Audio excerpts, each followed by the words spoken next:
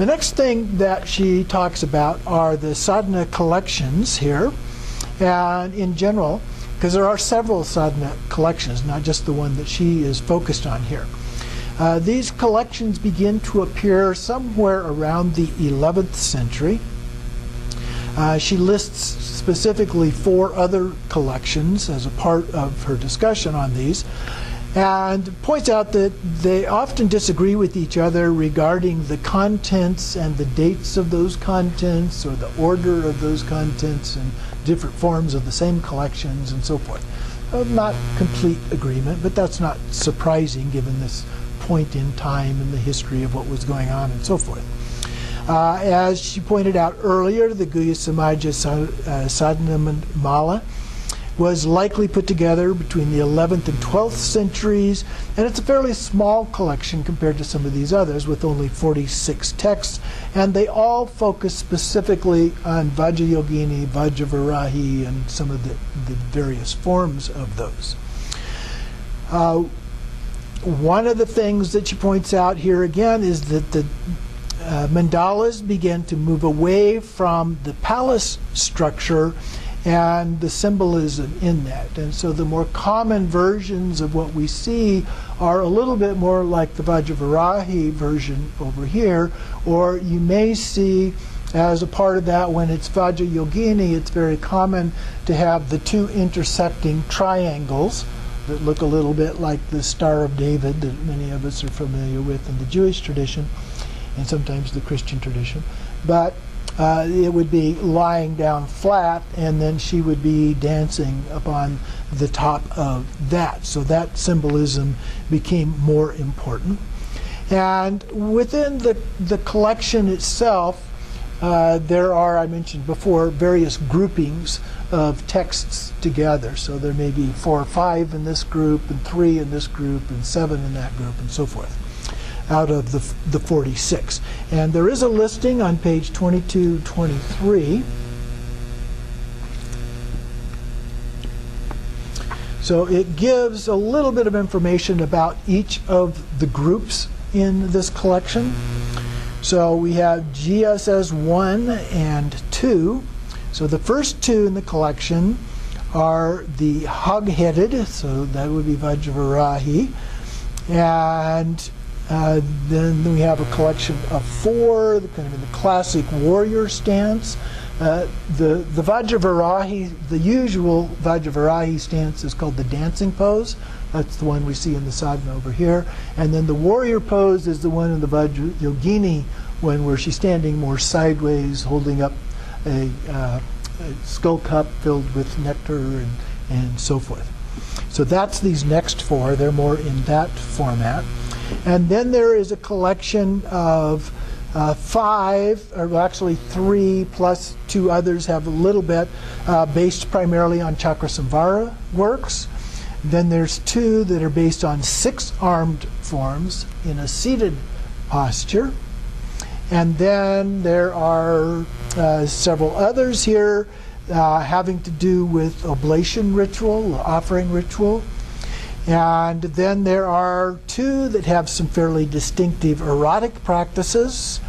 And then there are some more with a different pose where she has a raised foot and her leg is actually extended out.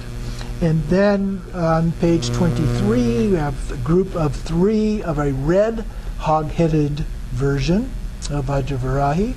And then a single one, that's not much of a group, but a single one referring to a magical erotic form of Vajrayogini, such as a 2-armed Vajrayogini and the center of a 5-fold mandala. And then there's a little larger collection with the self-decapitated version, where she cuts off her own head. And then there are some that are in a flying Vajrayogini form. And then there is another grouping that have, it says repeated works, so these are almost identical, but they have minor variations, so they've been put together as a group. And then we have a group of 4 with 4-armed form in a warrior stance of Vajrayogini. Then there's 3 that are what she calls unusual Vajrayogini forms, a yellow Vajrayogini in a falling turtle pose, 2 white warrior stance Vajrayogini forms. And then there's a collection of 2 of stotras. Those are hymns of praise. And then there are another 2 that are basically commentarial works. So that's a breakdown into the major groupings, and we'll look at those toward the end of the course. So then we get to Tantric sadhana itself. So sadhana is a practice text, as I've mentioned before, and I think all of you have some experience using practice texts. There's only one type among Tantra literature. So they tend to fall into specific categories. So the practice texts, the sadhanas, tend to fit a fairly specific kind of an order and organization. There are some variations. If you start looking at them, you'll see differences, but they still take on a fairly fixed kind of a structure. Just some of the details tend to vary in terms of that structure a little bit. There was a group that she calls early sadhanas from the 8th century and before, refers to them as proto-sadhanas. So this was the development, the first development of sadhana kinds of practices in Buddhism. And then the content basically includes some preliminaries, things like refuge, bodhicitta, and so forth, development of a protection circle, and then some offerings or pujas, and then a merging the mandala in space with the one in the heart. So you visualized one out in space, and then that then merged into the body. So the deities of the chakra then became merged together with yourself as a practitioner. In the Guhya Samaja Tantra, it begins to become more standardized, and when we looked at the Kala Chakra, you could see a very fixed kind of form as we studied that particular Tantra. And so this actually fits fairly close to that. So just going to make a brief comparison here.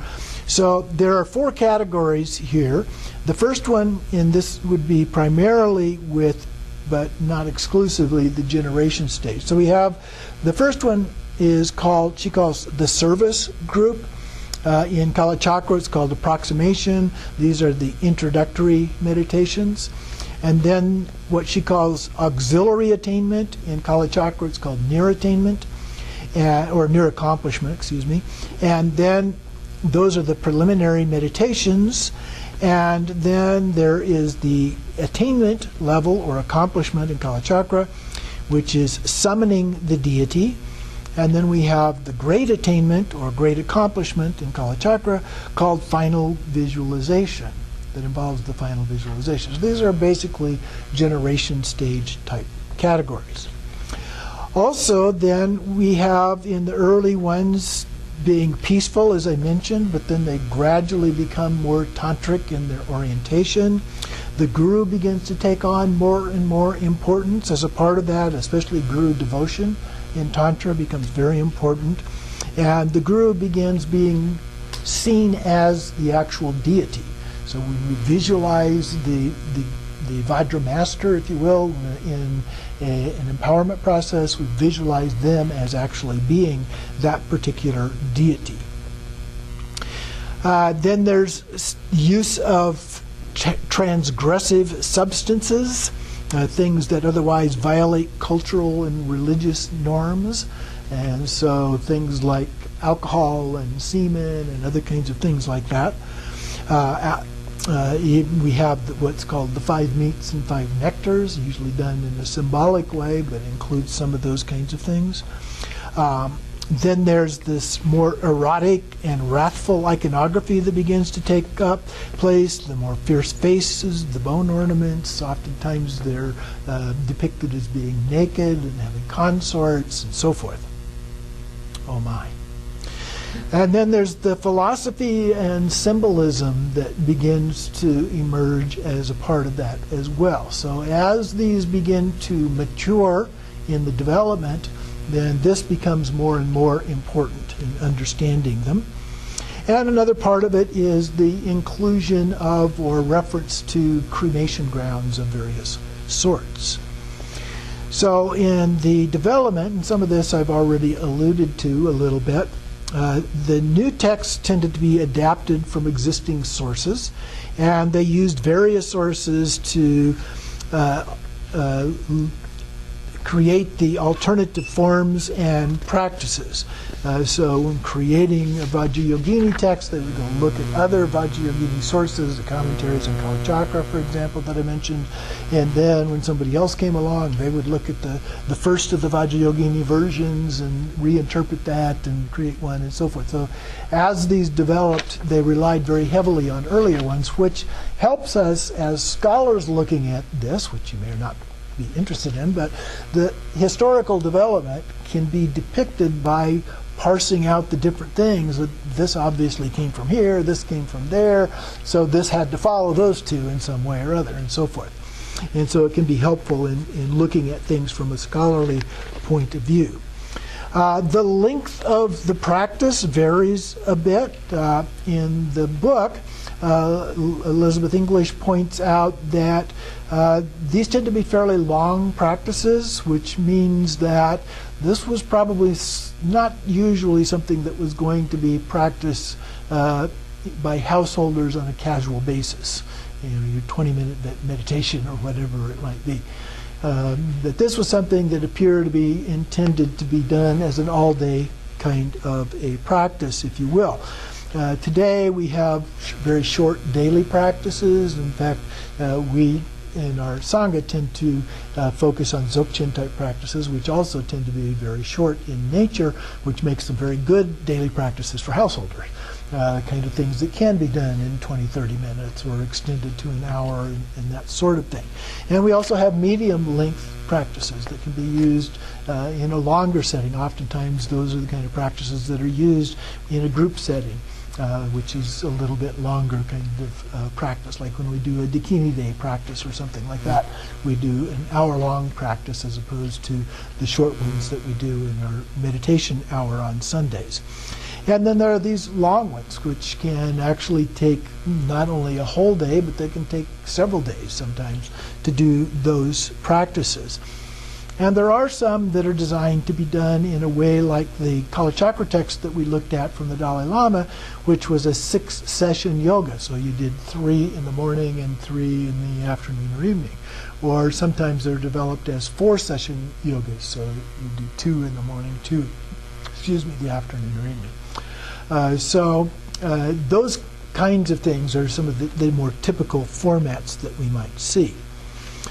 Today we see more and more of the shorter kinds that are more suitable for householders, but it appears these originally were not designed for that particular purpose.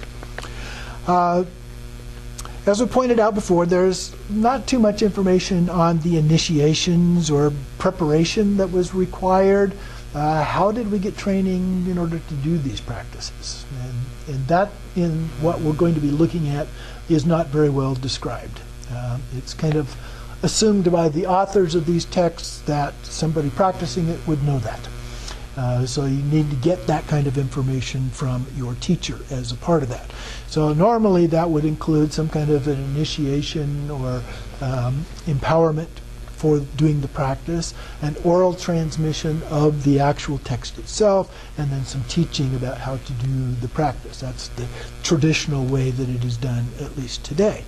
And then there would be different things in terms of the generation stage aspect of the practice, the completion stage aspect, and then the non-dual aspect as well. And then sometimes, and oftentimes, although not always, there are various vows that are a part of that, or samaya. It seems to vary a lot from one teacher to another. Oftentimes those are related to how many times to recite the mantra. So maybe you need to recite the mantra 10,000 times or 100,000 times or 1,000,000 times or something like that. In terms of Sometimes it's doing the practices, how many times to do the practices, or for how long to do it on a daily basis would be another way that that is said. And all of these are said to be secret. And we're not supposed to tell other people about the practices that we are doing or anything like that, or how many we've done and so forth.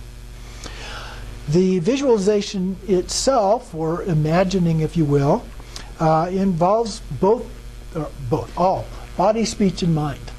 Okay, so in Tantra, there are various things. Hand mudras would be body involvement as a part of that. Speech would be reciting mantras, and the mind would be the visualization. Those would be the common parts of these. And the practices usually start from emptiness. So it might have one of the emptiness mantras that is recited as a part of that, and then from emptiness. And then what appears at that point varies a little bit, but certainly one of the key things is a seed syllable. From the seed syllable, which involves both vision and sound of the seed syllable, and that then gets transformed through one process or another into the actual deity in the form of light. So it's Sambhogakaya form, like a rainbow that we can actually see through. They're transparent as a part of that. And then during the recitation, usually of the mantra, the light radiates out and comes back in. And so as a part of that, these light rays kind of fluctuating, although there's different ways to do that. They can be kind of pulsating out and back, or they can be going both out and back at the same time, or they can be just kind of a glow. So there's variations on how that is either described or done. And then we become, through another process, we become the deity. So the self-generation process, and a part of that is then developing a sense of conviction that we really are the deity, especially while we're doing the practice. Becoming confident, developing a sense of what is often referred to as divine pride as a part of this. This isn't arrogance type pride, but just more like a sense of confidence about this. And then the completion stage with Tsalang Tigli, or the channels, winds, and drops, as a part of that. And then the non-dual stage, so we dissolve the visualization into emptiness. And then we meditate in more the Mahamudra form, the non-dual form of that. In some cases, then, when we re-emerge, we may have a Gana Chakra or Tsok feast as a part of that.